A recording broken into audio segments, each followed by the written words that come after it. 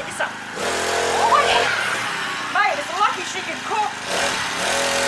Wow! Well, g'day lovelies, welcome back.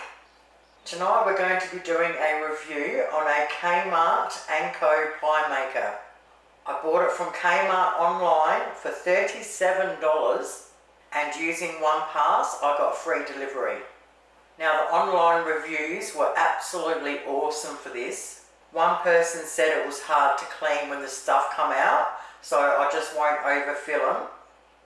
And then a few other people said it was easy to clean. Lots of people said it was just fantastic, they use it all the time, any leftovers they have for dinner, they just bang them into pies the next day. And a lot of people said they taste better the next day heated up in the oven.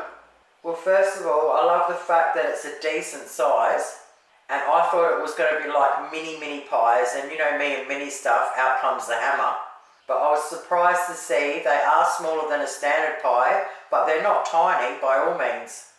I love the way it comes with its own pastry cutter, so the bigger side is for the base and the little side is for the top. And it says in there to use short crust for the bottom and puff pastry for the top. But I know a lot of people with pie makers would use short crust pastry for both or puff pastry for both. But today I'm going to give it a crack by using the short crust on the bottom and the puff on the top. I love the way it has its own stand, so you don't have to actually put it flat in the cupboard. You can also have it standing up, which is great for cupboard space. So when I opened up the little booklet, I was actually shocked to see it had 8 recipes in there, which is awesome, but yeah, I wasn't expecting that. So I've already worked out my own recipe for today. So what I might do from next Wednesday onwards is maybe do a few of these recipes on Wednesday nights. Alright girls and boys, I'm very excited to say that tonight we're going to be making my original Aussie meat pies. On Wednesday night, we're going to be making the original pea soup for the iconic South Australian pie floater. The reason I have chosen my Aussie meat pies because the filling is the closest you will ever get to a Balfour's meat pie filling. So if you don't live in South Australia or you don't live in Australia, you can still make the authentic meat pie floater. So for our Aussie meat pies, we are going to need a little bit of olive oil or any oil you can get. We need 1.5 large brown onions chopped small. I've got 1 large one and 1 small one, so I reckon that'll work out the same. We need 750 grams of lean beef mince. So I went out and bought 2 500 gram packets. I cut one in half and froze it, and then I can just use that to make pasties or something down the track. 1.5 tablespoons of corn flour, 1.25 cups of chicken stock, 3/4 cup of tomato sauce, 1.5 tablespoons of barbecue sauce, 3 tablespoons of Worcestershire sauce, and 1.5 teaspoons of Vegemite. Now, if you don't live in Australia and you can't get Vegemite, I have heard you can get it from Amazon, but if you can't get it, don't worry, just leave it out and they will still be absolutely awesome. So the first thing I'm going to do is chop our onions up nice and small and get out a frying pan. Now you can also use a pot instead if you want, but I love using my electric fry pan. So now I've got it in between medium and high. A little bit of oil. I'm using olive oil, but you can use any oil you want. Now we want to throw our onion in, toss it around for a couple of minutes until it's see-through. Once our onion is see-through, we now want to grab our mince. We want to break it up into little bits and chuck it in there. Once we put it all in, we just want to get our flipper and just bang it all around a bit and make the mince as small as we can. And then we want to toss it around for a couple of 3 to 4 minutes just to brown it. Alrighty, a couple of minutes later we've chopped it up and tossed it around. We now want to sprinkle 1.5 tablespoons of corn flour over, and we want to give that a good mix through. Now once we've mixed all that through, if you're using a pot, you want 1¼ cups of chicken stock. But if you're using a frying pan, you want 1½. Now we add our 3/4 cup of tomato sauce, 3 tablespoons of Worcestershire sauce, 1½ tablespoons of barbecue sauce, and 1½ teaspoons of Vegemite if you can get it. Now we want to mix it all through really well. Alright, we want to turn it down to a very gentle simmer and keep mixing through really well until you get that Vegemite through properly. Now we want to gently simmer it and keep stirring every couple of minutes or so. So see at the moment if I put my thing through it, see how it all falls back in on itself? Alright, so simmer it away and keep stirring every couple of minutes. Now I've just turned it off so you can see. So it's up to you how thick or runny you want your gravy, but I don't like runny pies, but I don't like a dry pie either. So when you go like that and it all stays where it is, I think that's perfect. Alright, I've just put it under a different light so hopefully you can see that beautiful dark colour.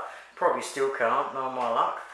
Oh my god, it smells amazing. I absolutely miss making these. Because I've got to make new stuff all the time, I very rarely get to make my favourite stuff. Oh my god, I'm so excited. Alright, so you can either leave it in the pan, put the lid on, and let it completely go cold at room temperature. But because we're using the pie maker, I'm just going to stick it all in a bowl, cover it in Glad wrap, and leave it sit there on the bench until it goes nice and cold at room temperature. So the rule when making most pies, whether it's in the oven or your pie maker, is that your filling should be cold at room temperature. Number 1, before using the appliance, clean the baking surfaces with a damp cloth, dry it with paper towel.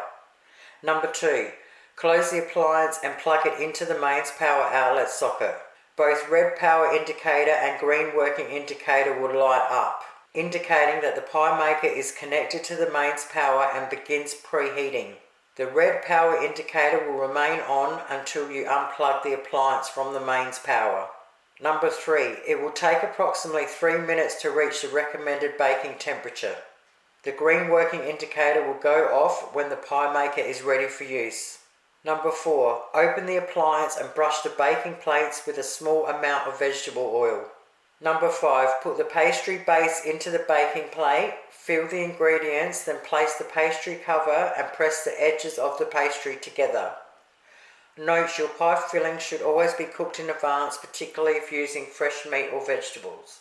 Number 6, close the appliance to begin cooking your pies. Note, gently close the lid and ensure to lock the appliance with a locking clip.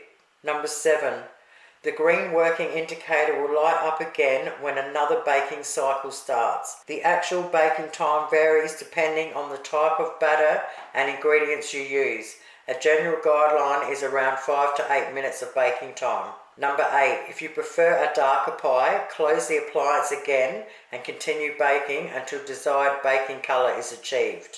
Alright, I think I've got some olive oil spray in the cupboard, so I might just give that a try today. I'm going to be using the Coles short crust and the puff pastry tonight.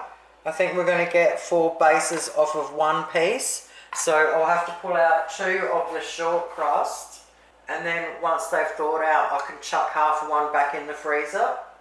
So if we're doing both, we're going to need 2 of the short crust and 2 of the puff pastry. Now because I want to make all different pies over the next month or 2, I thought it might be pretty cool to have the different cutters for the different pies. So I've randomly got a butterfly, go figure. And I got this little stamper thing from Wish ages ago. I don't know if it's going to work on the puff pastry, but I will give that a try. If that works, I'll use that. Alright, that's 6 bases and 6 butterflies ready to go. Alright, the 6 tops are cut out, so I'll just cut down there and I'll put that half a sheet and the other half of the short crust back in the freezer for when we need them. I have no idea if this is going to work or not, but that's what it's all about, eh? Giving it a crack. Alright, we'll see if that's sorted out enough for this stamp. Oh wow. That's cute, it actually sort of worked. Alright, well I'll do the rest with the stamps. It says made with love. Aww. Alright, I plugged it in, turn it on, close her up, put the clip down, and give it the 3 minutes to heat up. Well, this is a bit exciting, isn't it? I've got this light ready. I'm not sure if it's going to be in the way once the thing's lifted up, but I'm sure we'll find out. Alrighty, light's gone off. Open her up. And a little bit of spray.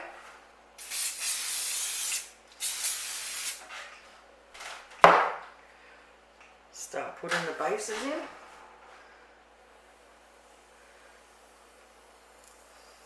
I'm guessing you'd have to push them down and... Oh, that's not too bad as long as you don't touch it. Not as hard as I thought it was going to be. I thought it was going to be a nightmare being hot, but yeah, like I said, as long as we don't touch the plate, we're laughing. Oh, that's pretty cool. Alright, fill them up.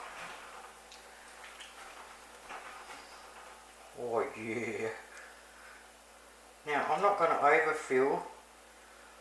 It doesn't tell you, like, do you feel it flat or... Alright, so I'll put the filling in maybe just level or just a fraction over level. I don't know. We'll see how we go, I suppose. Oh my god, mate, this is really exciting. Alright, so we put the lids on and then just push them down to the pastry like they said. Okay, done. Now gently close it. Click it in. And it says once the light goes on, then we put the timer on for 8 minutes. So the light just clicked on. Alrighty, here we go, 8-minute mark. God, I'm scared to open it.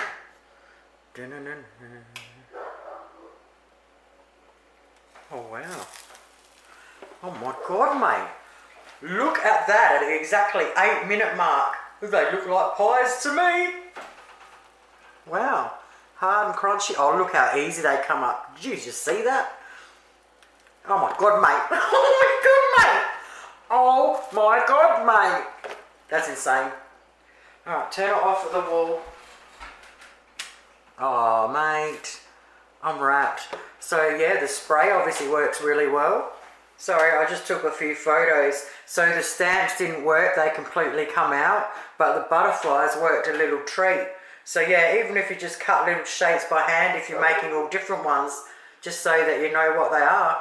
I mean, those butterflies, I don't know if you can see that properly, they worked out awesome. Mate, I can't believe they worked the very first time. So as soon as the green light goes on, timer, 8 minutes, bloody perfect. And look, the bottoms are perfect too. I don't know if you can see in that light. Mate, they're absolutely awesome. As you can see the size of them, it's like a half-size pie. Brilliant, absolutely brilliant. Now the test, how did they cook? Oh, mate.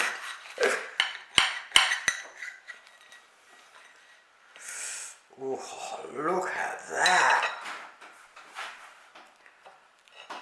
See, there's a bit more room at the top there, but I don't know if it would have all spilled out or not. I'll definitely give it a crack on the next lot and see how we go. And if nothing else, there's a bit of room to put some sauce in there. Look what we just did. So, what does Aussie Girl think of the Kmart Anko $37 pie maker? Mate, just go out and get one. Don't even think about it. Just go out and get one. Get it right now. I'm in love with it. For the pies to come out perfect the very first time, they cook to perfection with that crunchy outside. Oh my god, mate. They're just yummy. Now the filling made 18 pies. Wednesday night, we do the original pea soup. We put these amazing pies with that pea soup. And we've got the iconic South Australian pie floater. Thank you all so very much for watching. I am so wrapped with this machine. Have yourselves a great night, and I'll see you all on Wednesday. Toodles!